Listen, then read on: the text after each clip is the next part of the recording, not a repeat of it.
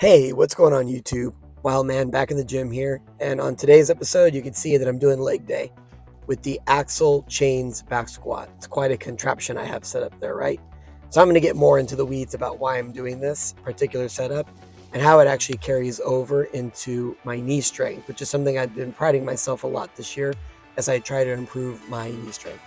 Now, as I'm going up in weight, I actually saw this on a YouTube influencer that I follow where he posted up that dip bar a little bit higher and then he did pull-ups off of it. And I really think it's a great antagonist movement for the log because it's the opposite movement and it's also pretty shoulder friendly.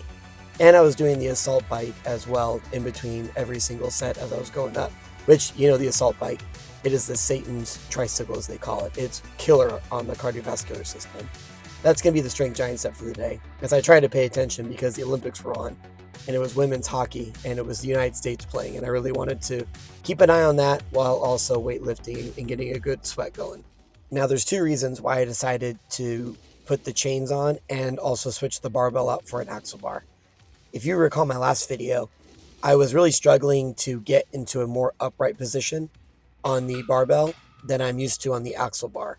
I was starting to make a few of my older mistakes that I used to do, which would really hinder my progress and my depth.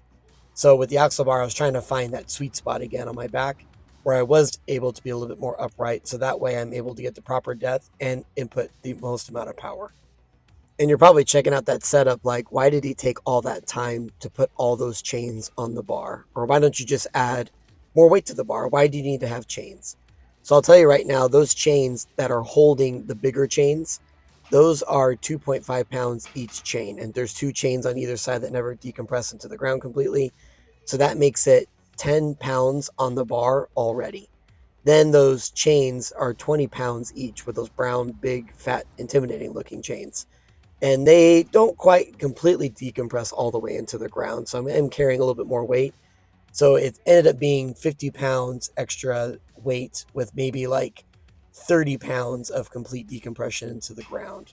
But now the reason why I'm doing that is because it makes it a lot easier for my knees to be stable at the bottom of the lift. Because as that slowly decompresses into the ground, it's a lot lighter on the bottom. So then I'm not carrying the full weight. And I've been using chains a lot, especially when it comes to the back squat, because I've completely ditched knee sleeves. Knee sleeves used to cause my hips to impinge. And I've got a bad knee from doing a lot of running and a lot of sports that I did when I was younger. So my left knee has like no cartilage on its inner part. But I wanted to build its strength up. I didn't want to just keep relying on knee sleeves. So I've completely ditched knee sleeves and I've been training a lot with chains. And the chains have really allowed my knee strength to grow because I'm a lot more confident at the bottom of the lift and I can push with a little bit more extra speed through the middle with the chains. So I really credit chains to building my knee strength up, and I highly recommend it if you're having knee problems or you just don't want to squat with knee sleeves and you want to build actual practical strength in your knees. Start squatting with some chains because it definitely goes a long way in my opinion. So now this is my top set for the evening. Not the most amount of weight I've ever lifted, but the last time that I did the axle chains back squat, I believe it was 430 pounds on the bar, I want to say, for one rep. So now with all the practice I've been doing lately, now it's time to kind of see how it goes. And this ended up being very easy, like a little too easy. And I could have added more weight on there for sure and maybe gone for a PR, but that wasn't today's goal. Today's goal was just to hit this for one and then to finish off the strength giant set by doing those dip bar attachment pull-ups and the assault bike. And then for the variation giant set, I was only going to do one round. And I was going to continue to do those dip attachment pull-ups and the assault bike.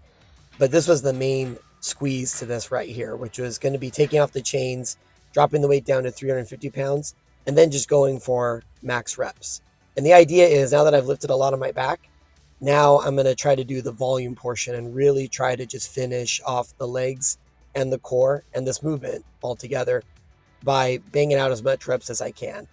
And the idea was I was going to aim for 6. And if 6 moved slow, then I would stop there. But if I was able to keep going, then I would. And it ended up being 6 being the perfect number for today. So I ended up putting that back, doing the pull-ups and the assault bike, like I said earlier. Then for the assistance giant set, I quickly moved on and maxed out the machine for the leg extensions to really finish off my quads. And I continued to do those pull-ups and the assault bike as well.